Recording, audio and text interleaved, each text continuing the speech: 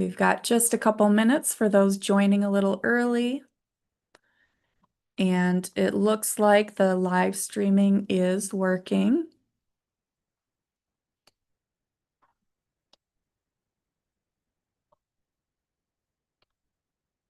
So give people another minute or so to get logged in. And I have a few things to share before we dive into the first session, but Elias, if you want to share your slides so that we can get started quickly after I do the brief introduction, feel free to go ahead and try sharing your slides.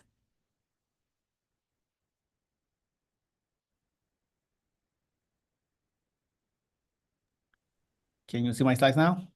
Yes. Perfect.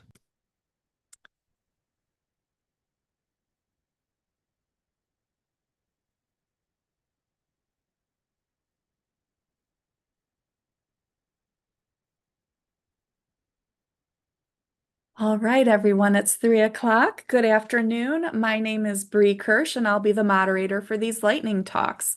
Before we begin, we have a few reminders. We have a code of conduct that we will adhere to for this conference, and I've just posted that in the chat. If you experience any issues related to conduct, please contact us via email at galeconferencesupport@googlegroups.com. Please be sure your microphone is muted, and please use the Q&A for questions or the chat. You may also use chat for questions. I just said that. This session is being recorded and live streamed. You can enable captions by clicking on the Show Captions button at the bottom of the screen. It is my pleasure to introduce our first presenters, Elias Zook and Chris Cox from Clemson Libraries. Thanks, Bree. I'm Chris Cox, Dean of Libraries at Clemson, and along with my associate Dean Elias, we're very interested in being able to share a little more about what we're doing related to AI at Clemson. Next slide, please, Elias.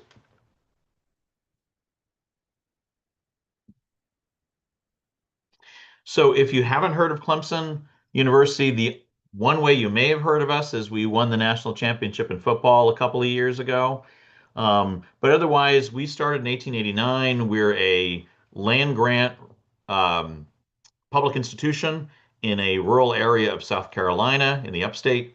We gained Carnegie R1 classification only in 2016, so we've been ramping up the research funding and the research grants that we've been applying for. So we've increased that amount. We're about 30,000 students and continuing to grow. And our major focus is in engineering, business, and in some of the social sciences. For example, we just opened a vet school. And the other thing to know about the libraries is that we just joined the Associated Research Libraries last year in 2025. Next slide, please. So here's a brief overview of what we're going to discuss today. We're going to talk a little bit about why AI literacy is important in our institutions and for students and faculty to understand how it works and what benefits it offers and what may be some of the challenges that they face. We're going to talk about 5 key initiatives that we have put together at Clemson to be able to help students and faculty grow with AI, and we'll talk about what we plan on for next steps as we go. And you'll see we have a little blurb about Clemson Elevate, which is our strategic plan on the right, that AI directly connects to offering the #1 student experience so students have the skills related to AI use that they need when they go into the workplace, and also how AI can be applied to research in an appropriate way. Next slide, please. So why is AI important? Obviously, it's everywhere.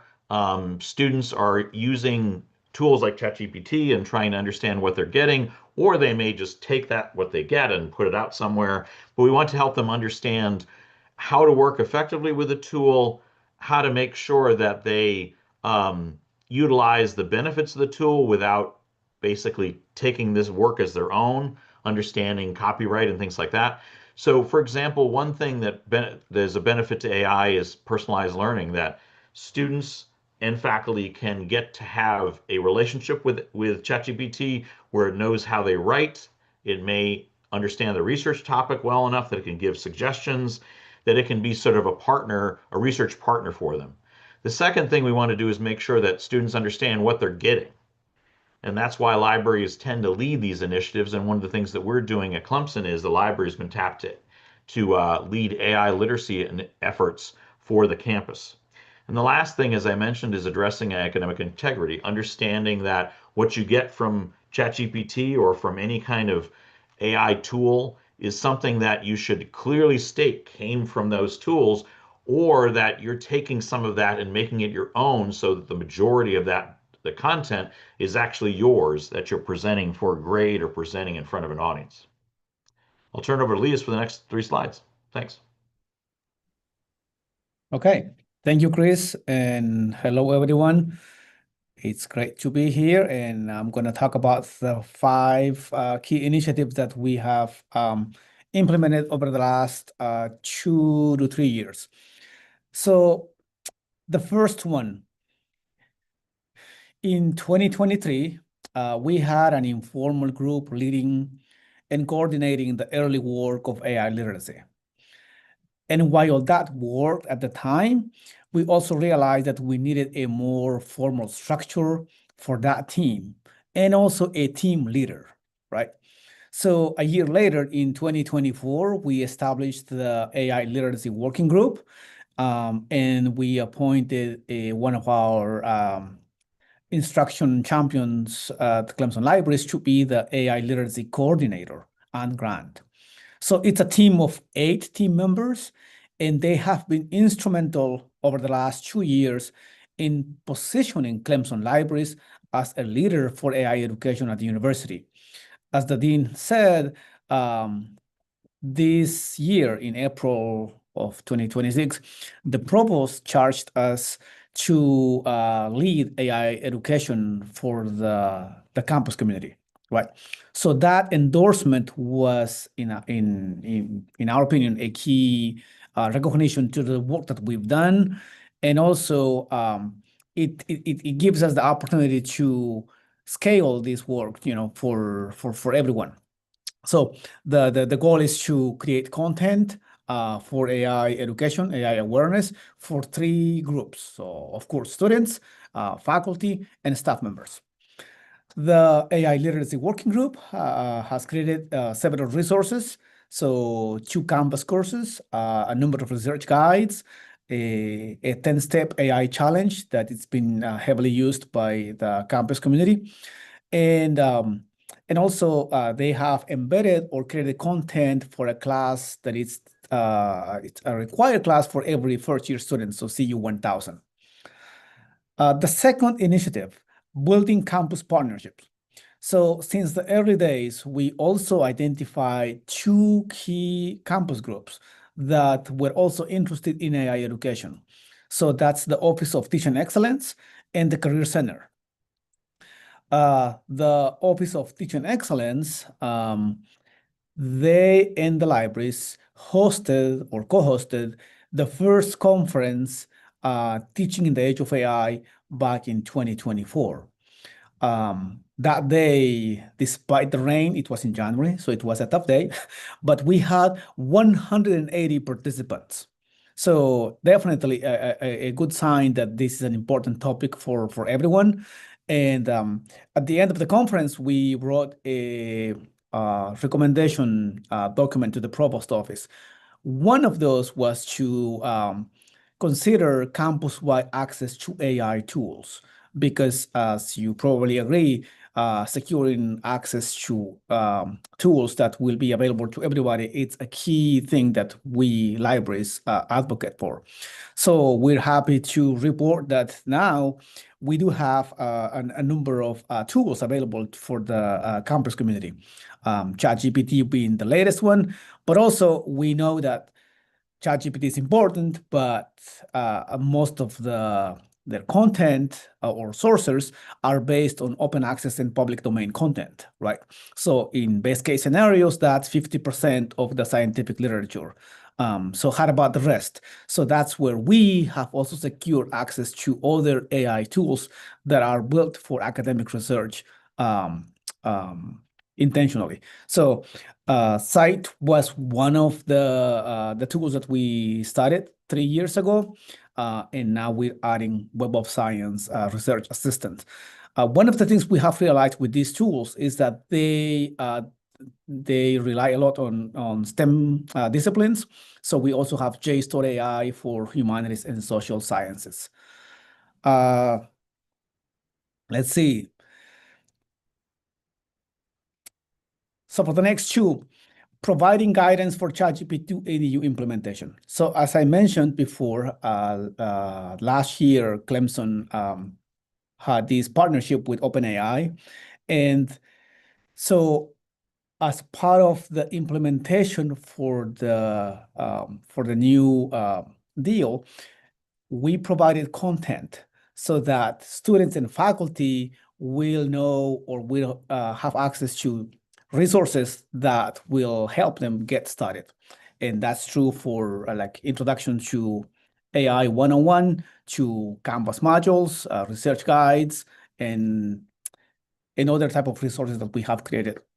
One of the things we realized late last year is also that we were busy creating content that we didn't have a central place for students and faculty to find them. So we created a landing page on the university library's website. So that has worked quite well. And when the university implemented its AI initiative, they had their separate landing page for that. So that's where we have been providing content over the last few months. Ongoing support for AI education. So as I mentioned, we have worked with our campus partners over the last 2 years. As part of an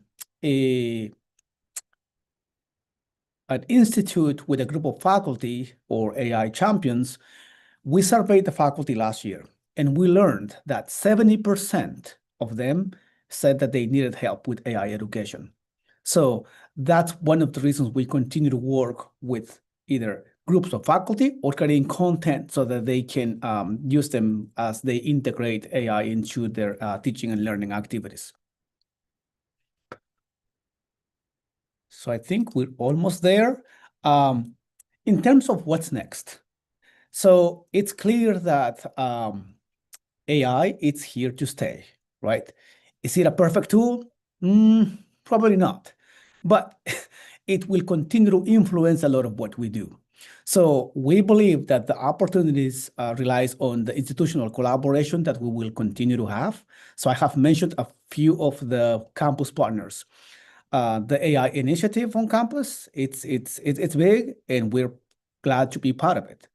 The provost office, as we mentioned, they have charged us to lead AI education for the rest of the university. The Office of Teaching Effectiveness and Innovation, as well as Central IT, they're also part of this. So we're talking to them all the time, and together we will continue to scale AI education for the university. As the dean said, we see a lot of potential for personalized learning. So we have examples of professors who have implemented digital twins. And so that's one way for them to provide assistance at the point of need. So we all know how deadlines work, right? So it could be midnight and a student is working on that assignment. So the professor may not be available, and that's where AI can help. And as one of our faculty champions would say, whenever he meets with students, yes, he can do that, but it's a one-on-one interaction. Well, with these tools, you can scale that to 20, 50, and even more, right? We also know that it can, when it's done properly, it can enhance engagement and accessibility. So for someone like Elias, right, where English is not my first language, these tools are super important. And so Clemson's number of graduate students, it's like 80%. And I forgot to mention that when we did the trials of AI tools back in 2023, many of the grad students said that they love these tools, and that's one reason we keep them. Of course, this comes with some risks, right? That's there is no question there. One of the questions we get these days with the ChatGPT implementation is this like a big brother thing for students? Like, is the university then going to watch every single interaction, every prompt that they write? Well, the answer is no, but we have to communicate that. students will need to realize that they could use their personal accounts, like of ChatGPT and some other tools, but there's some risks with those. So it's better to go with a pro or an enterprise account. And because the last thing we want to do is to unintentionally compromise or share personal private data. We need to continue to work on AI guidelines or eventually AI policies, and that's also part of the work ahead. And I think that's probably it. I know it's 3:14, so I'm gonna stop sharing. And Bree, You please. have 1 minute left and one question. What software or what method are faculty using to create digital twins? So the one example that I mentioned, Alec Feltes, it's a professor in science. It's a ChatGPT based tool that he created for his class. I'm going to share a link to that in the next few minutes because I don't remember the actual URL, but I'll do that in the next few minutes.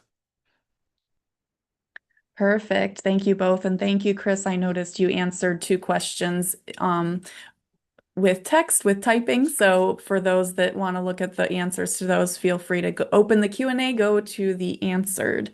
Okay, so it is my pleasure to introduce our second presentation by Carla Ferrer from Georgia Gwinnett College. So Carla, if you'd like to share your slides and unmute and give your presentation to us, we would like to hear from you.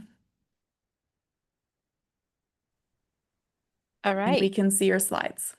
Can you hear me? Yes. Let me make sure that I share the audio. So sorry. Give me just. Okay, perfect. It's still on. Okay. So, hello, everyone. Thank you for that introduction, and thank you to everyone who's joining us today. I'll be sharing a project that I started at the beginning of this year and is still ongoing to enhance LibGuide's accessibility with Gen AI. And so the beginning of it all, I joined GGC in the summer of 2025, a year ago, and I was assigned the liaison areas of nursing, health sciences, exercise sciences, and physical education. And I inherited the LibGuides for these subject areas that have been created and maintained over the years by previous librarians. And so all of these disciplines had subject-specific guides. Only exercise sciences had a few course-specific LibGuides in addition to the subject guide. And to kind of like illustrate, I added this screenshot of the nursing LibGuide as an example of how content heavy those subject-specific guides are because they're designed to support the entire program. So this means that the students will use the same guide from the time they enter the program until they graduate. And as you can imagine, this created a significant challenge because of the volume of content and the time that required to review it. And the head of the department, Paul Bemirin, he gave me the option of studying from scratch all of those guys if I wanted to, but I decided instead to revise the existing ones since faculty members were already comfortable with the LibGuides that have been there for years. And I began reviewing little by little as time allowed throughout the summer and the fall of 2025. I even outsourced some of the review work to part-time librarians, and they provided some suggestions and helped with the screening process.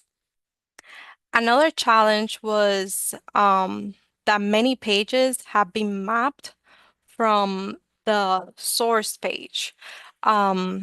And so this meant that they were actually hosted on a Commons content page.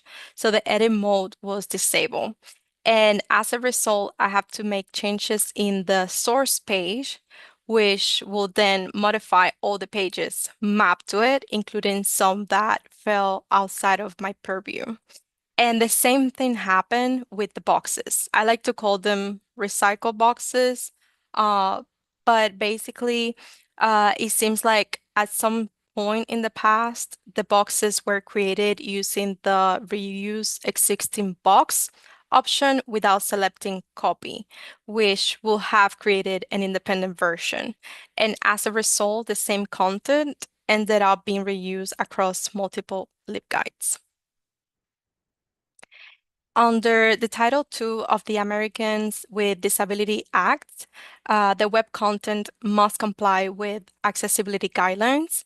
And in January of 2026, my institution began a comprehensive review of all of our LibGuides. So at the time, April 6th was the deadline for compliance, but now has been extended to 2027. And the accessibility requirements created this additional urgency. And our system librarians, Andres Cardona, conducted a accessibility audit of all of our LibGuides and made several formatting improvements.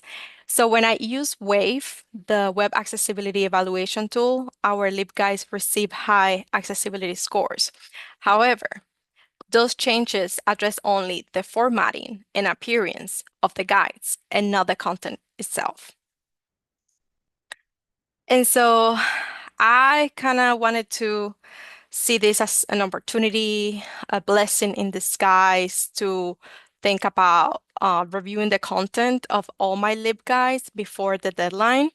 And my whole idea was, is the opportunity to understand how users experience our LibGuides when the content is read aloud. So one of the first things I did was go to my browser, which was the Microsoft Edge, and tried the read aloud tool. And let me tell you, it had a big impact on me because it opened my eyes to the experience of our users. And maybe I thought, this was a project that I needed to take seriously and be more committed to it. So on the next slide, I want to show you, you're going to hear a quick audio of how that Microsoft Edge read aloud tool with an example. Original/empirical/primary research article tip. If your assignment requires original/empirical/primary research. So I hope you all heard that. But basically is one of the examples of something that maybe when we see it doesn't seem like a huge big deal, but when you hear it, it kind of like makes you to think twice about it. And so why Gen AI? English is my second language, so I use Gen AI almost every day for like proofreading, getting grammar assistance, be kind of like a writing coach. And so I thought, why not to use it in the same way with the LibGuides to review the content? And something that I noticed was that at first I was just trying to get AI to help with readability issues and creating prompts for checking misspellings, grammar, or just suggest revisions. And I do want to acknowledge that SpringShare, the lib apps, they have built-in spell checkers, but that's mainly when you create new content. And I do have an example here of the rich text HTML box that the spelling suggestions now appear automatically. They used to have an icon for it. But this is obviously when you want to create that new content.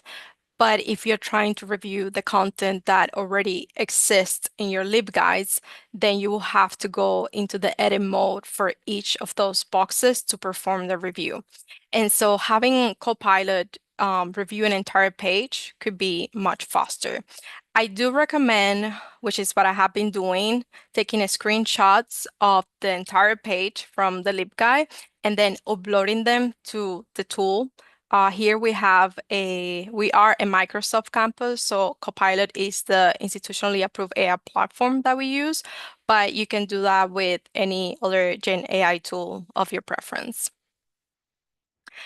And so I usually create prompts that ask AI to check for the misspellings, grammars, like I have said, and clarity, maybe even consistency. There's not real a specific prompt. It could be anything that you want. You can create a simple prompt or maybe more detail. There may be other things that you want AI to review. But I do want to point out here to this example from Copilot's feedback that when I ask kind of like a very general, check for XYZ, it identify the misspellings of the word reviewed and search. So again, it depends how the experience of the user who's hearing this, how does that sound? And sometimes, I feel like how would those words sound to the user listening to the content? Um, and if, sometimes even Copilot will try to find something to provide feedback and when there's no real issues, but you can always in your prompt specify if there's nothing wrong, just say so. So I know that taking the screenshots of every page and then uploading them to GenAI can be time consuming, but personally, I think it would take me even longer to read and manually proofread every single page. And I'm usually a slow reader anyway, so I feel like with GenAI, I get sort of like a head start. And just to conclude, I want to raise awareness that we can improve the digital accessibility and readability of our research guides. Accessibility is more than formatting, and we can enhance the overall user experience. Gen AI can be a valuable tool and accelerate the content review. And at the same time, we should always treat the recommendations as suggestions. And ultimately, as humans, we make the final decisions. Thank you. That was all I had. And this is my email in case anybody has any further questions. Thank you, Carla, for your presentation. We do have about 4.5 minutes. If anyone has any questions for Carla, please go ahead and type those in the chat or the Q&A feature. And I'll just pause. Oh, we have somebody raising their hand. Bridget, did you want to unmute and ask your question?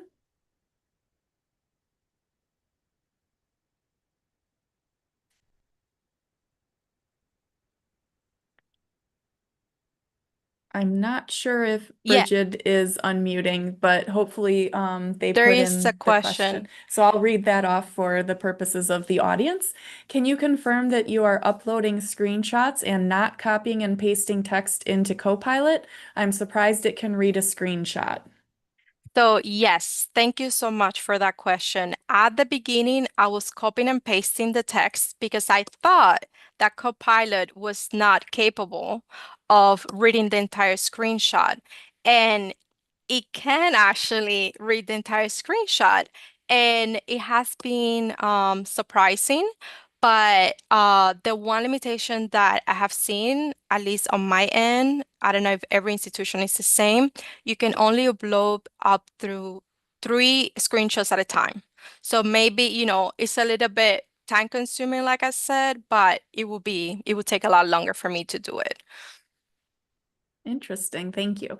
And another question, did you notice any trends in terms of errors that Copilot generated, if there were any?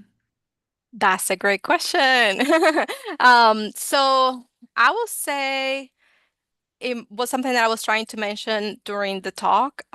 Is trying to find something to give you, right? Is trying to please you, to be like, yes, there's something that you need to fix. So that's the one thing I always try to make sure in my prompts. First, going by check for XYZ, and please, if there's nothing to say, just say so.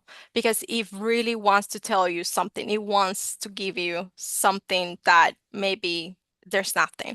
But yeah, it could be small details. Recently, I found something that it was it's as the possessive, and I have to kind of like second guess myself, and it's like, is it right?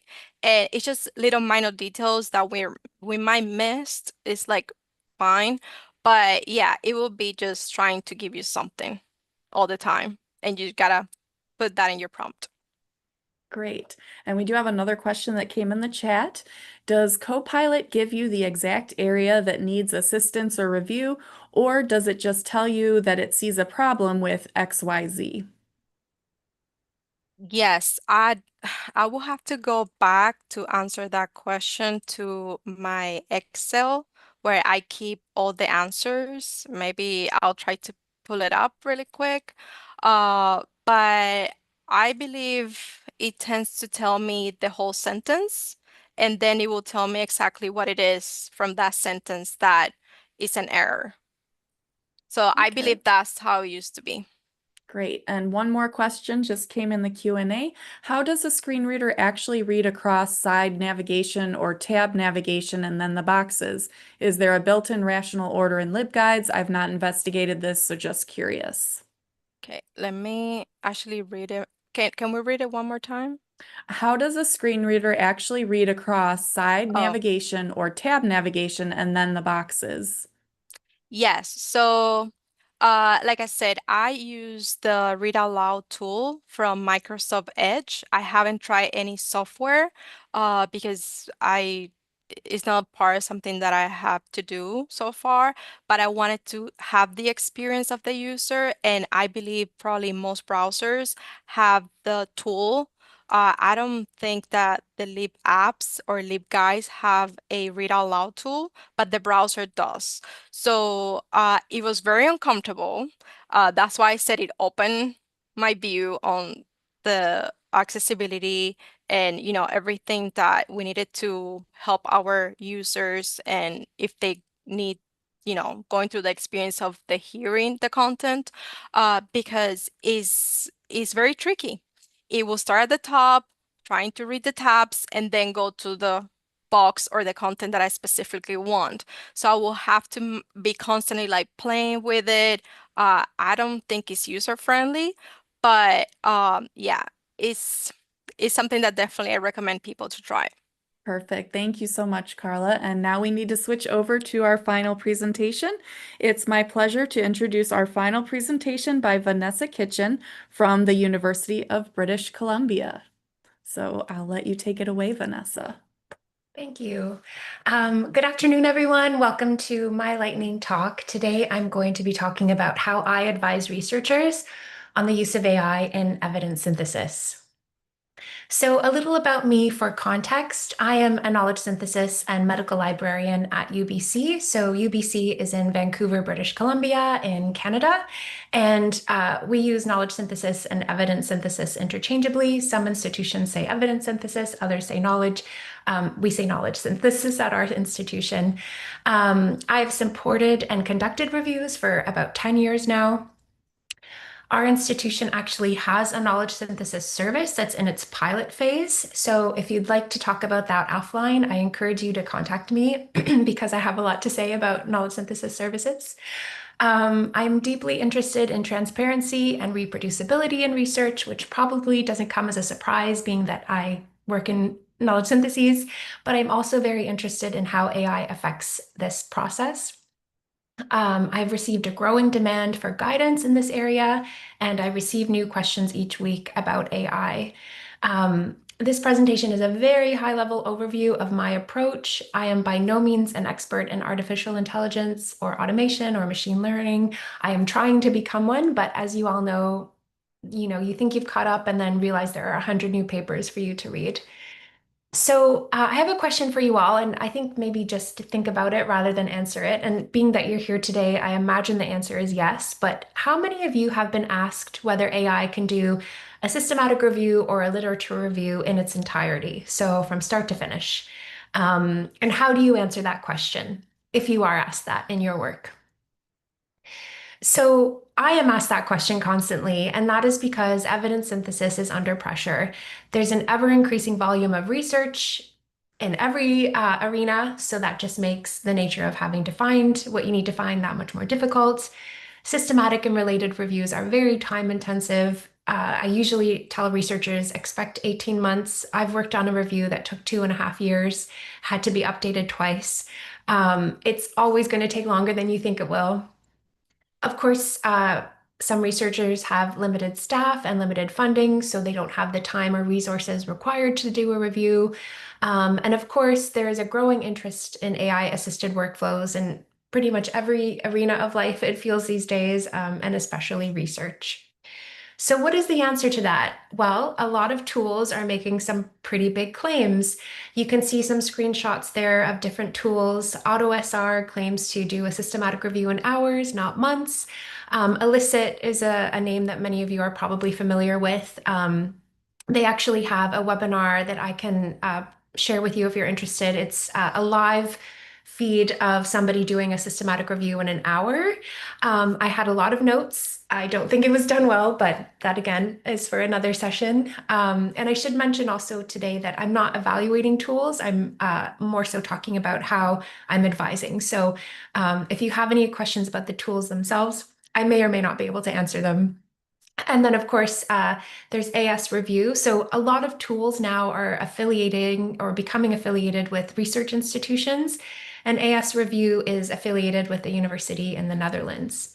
So there's no dearth of tools available, and that in some ways is the problem. Many researchers are using tools that have AI features already and don't even realize it. So for those of you who do evidence syntheses, knowledge syntheses in your day-to-day work and have access to Covidence, you may or may not know that many of the workflows in Covidence are AI assisted. So deduplication, the tagging, the randomized controlled trial tagging, as well as the relevancy sorting. So they use machine learning now to do the relevancy sorting. So you may be using AI in your workflow and not even know it. Of course, other researchers are using Rayon.ai. I actually recently wrote a product review on Rayon.ai and can actually speak to that tool. I have a lot of notes about it as well. Elicit, as I mentioned, Consensus was a tool. I think Bree mentioned it in her previous session as being one of her preferred tools. Undermined.ai is something that I actually recommend a lot to my researchers as a diving board. So I work primarily with health sciences researchers, and Undermined.ai has contracts with various prominent journals, so the New England Journal of Medicine and others in medicine. So it's a really great way to get a general knowledge of the research or the literature on a topic and be confident that you're not infringing on any copyright issues, as well as it's very targeted to medicine, so it can help you refine your research question within that context. I love it for finding seed papers. I do not love it for conducting a review. It doesn't claim to conduct reviews, but essentially what I'm trying to say is researchers are using all of these tools, at least the ones I work with, in one way or another, and they may or may not know that they need to evaluate the transparency, the reproducibility, the human validation required or not available, documentation for the purposes of a review, and then, of course, privacy and copyright issues. So where AI and automation fits into the review workflow, again, these tools have many ethical issues, environmental issues. Those aside, there are ways that these tools can help different stages of the review. And this is generally how I let folks know where they might want to use them. So at the research question development phase, AI can help with conceptual framework. So if you're familiar with health sciences, the PICO framework, patient intervention, comparator outcome, is a way to kind of organize a research question. AI can help you with that, apply that to your research question. But research question development is going to be highly dependent on subject expertise. And I usually recommend going to experts in the field, supervisors, if somebody needs guidance on that. Search strategies, it's great for generating keywords and synonyms. However, it's not very reliable for generating a syntactically correct search strategy, as many of you probably know if you work in this area. But it can be useful for that initial keyword generation stage. Database searching, it can help identify relevant databases in a very niche subject area. However, I would not rely on it to translate searches. Again, it's not reliable. I see this day in and day out, as do my colleagues in medicine. Students will come with either an AI-generated search or an AI-generated translated search, and there are a lot of corrections that just waste a lot of time. For the title and abstract screening phase, it does prioritize likely relevant studies. It can assist with screening decisions, but again, that human intervention is going to be required. There are a ton of studies right now on comparing the effectiveness of human screening versus AI screening. And there's mistakes inherent in both, but I think without the human intervention, it's just not reliable and of course not reproducible. Or transparent rather. Full text screening, this is something that I found useful when I was doing my product review of Rayon.ai. It can highlight inclusion and exclusion criteria that you've predefined. So if you're reading an article, you can say, oh, that's the age group I want, or that's the intervention I'm looking for, but it's not going to ultimately make the decision for you. You need to do that. Data extraction, I also found beyond the declarative data, such as study type, author, year, AI wasn't that great at extracting data. For example, I did a review on the use of AI for screening, and one of my data extraction points was did it compare different AI tools, and it kind of fell apart. It just left that field blank. Risk of bias, I would definitely not recommend AI to do, although some AI tools are claiming they can. I would say all judgments should be made by researchers. But again, similar to data extraction and full text screening, it may be able to highlight certain words or phrases that can help inform your decision a bit faster.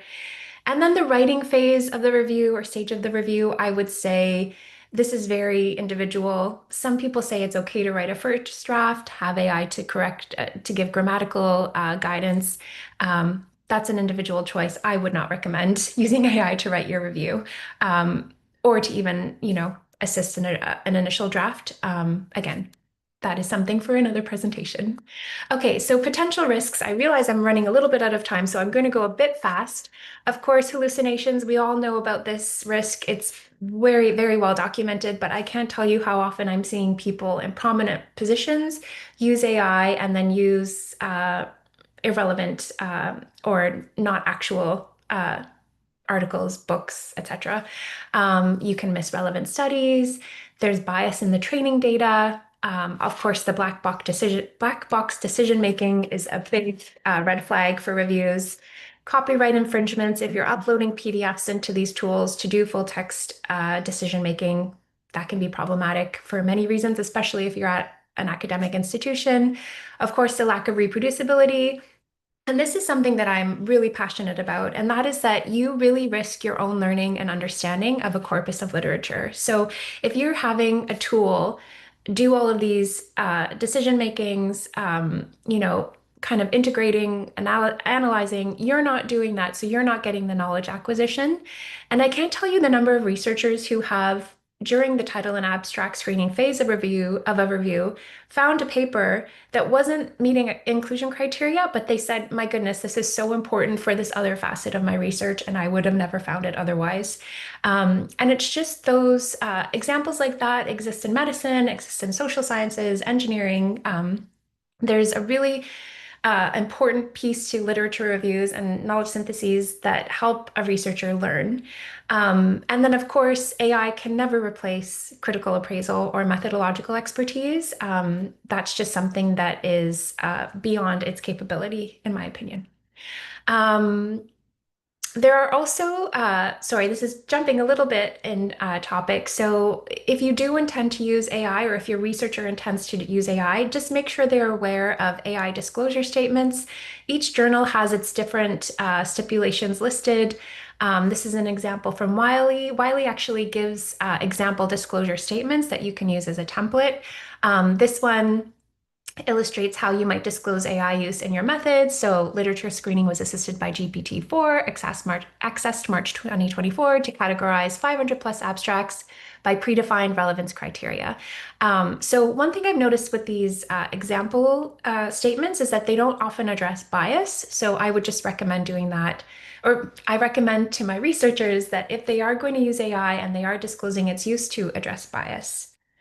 Okay, so as I mentioned, there are so many tools with so many claims and different strengths and weaknesses that instead of answering what tool should I use, I often ask researchers to think critically about what they're doing. So different questions can help kind of frame whether or not they're going to use AI.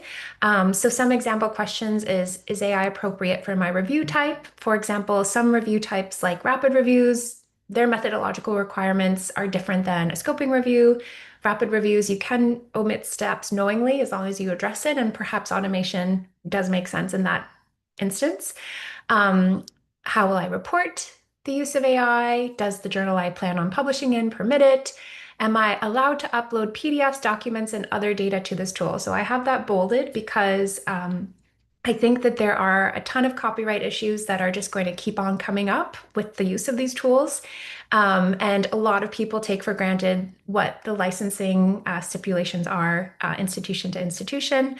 What tasks am I hoping to automate? And then finally, what do the guidelines say? And so Cochrane has, the Cochrane collaboration is kind of like the gold standard, the Bible, if you will, for conducting a systematic review. And so they have setting the standards for responsible AI use in evidence synthesis, a statement available at that link. And they also recently identified 2 tools that they're going to be comparing. And there's a little bit more information at the links provided there, but essentially they're doing a study to test whether AI can support or enhance evidence synthesis. And they, if you just look at that human oversight paragraph, you'll see while the effectiveness of the exact human oversight mechanisms of specific tools will only be 1 minute evaluated. remains. Okay, thank you. I will leave that paragraph. Essentially, they only included tools where human oversight was a part of the process because it is so important for these review types. Okay, final thoughts. As I mentioned previously, the environmental impact of these tools is vast and cannot be stressed enough. So if somebody wants to use them for a very small piece of their review, maybe ask them if it's worth the trade-off. Again, it's more about having a conversation and giving options rather than deciding for them. And there's a fantastic resource that my colleague at UBC, Dean Giustini, put together. It's the Knowledge Synthesis and AI Search Wiki. Many of you have probably seen it. He does a really comprehensive evaluation of tools in knowledge synthesis if you wanted more help with that. Those are my references, and there's my email. I'm always happy to chat with anyone as a follow-up. Thank you. Thank you. And we are just out of time now. Thank you, all of our presenters. If you do have questions, please follow up with them individually via email. Thank you for joining us. And I need to stop the live streaming, and then I will